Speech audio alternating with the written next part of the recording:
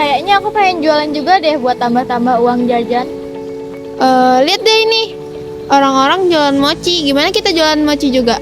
Kalau aku lihat resepnya sih mudah gitu dan modalnya juga murah. Wah, boleh tuh. Kayaknya kita bisa bikin dengan berbagai rasa deh, kayak matcha, red velvet, sama rasa buah-buahan yang lain. Nah iya, nanti kita di mochinya kita masukin buah kayak strawberry atau anggur. Pasti orang-orang bakal pengen nggak sih? Iya tuh, betul tuh. Terus nanti kita promosiin lewat TikTok sama Instagram ya nggak sih? Tapi nama brand kita apa? Apa ya? Gimana kalau mau cimbul? Soalnya aku suka kucing, kamu suka kucing kan? Iya. Nah itu nanti jadi identitas kita di logo. Kita juga bisa minta promosiin ke teman-teman nggak sih? Iya tuh, boleh tuh. Kalau gitu, besok ke rumahku yuk kita rundingkan lagi. Sekalian Yuk. kita coba bikin mochinya. Oke. Kira-kira mereka berdua itu tadi ngapain ya teman-teman?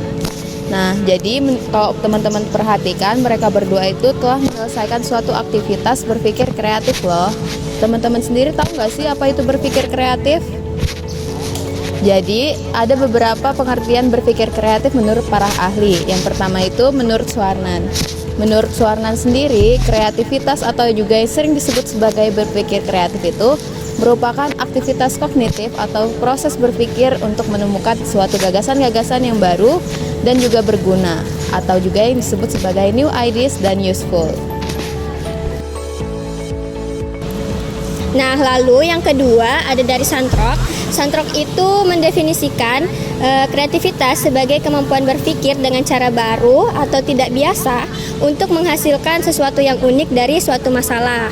Lalu yang terakhir ada dari Baron. Baron ini mendefinisikan kreativitas sebagai kemampuan berpikir dari unsur-unsur yang telah ada sebelumnya.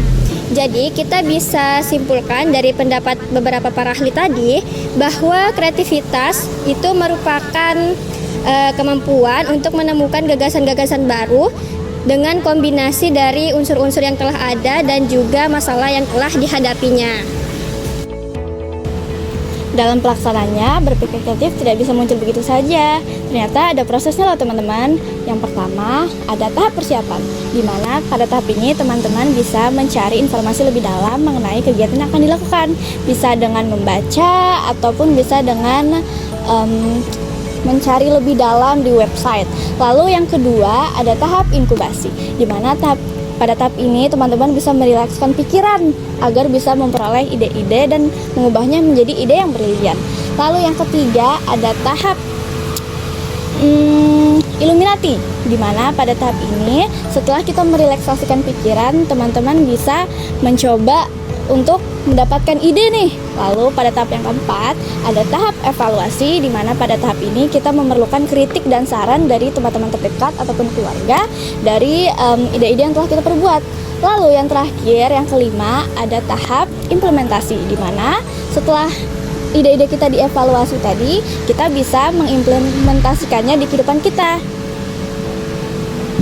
Di setiap kegiatan kita pasti ada faktor penghambatnya, termasuk saat kita berpikir kreatif. Nah, apa aja sih faktornya?